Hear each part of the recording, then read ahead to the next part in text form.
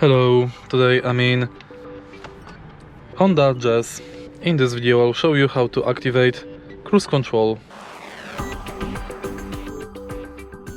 In the beginning, take a look at the right side of the steering wheel. Right here we've got this panel. Press Mine button to activate cruise control.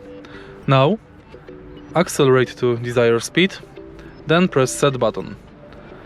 You can now release the acceleration pedal, and to increase the speed of cruise control, press plus button. To decrease it, press minus button. To pause it, press cancel. To start it from the current speed, press minus button.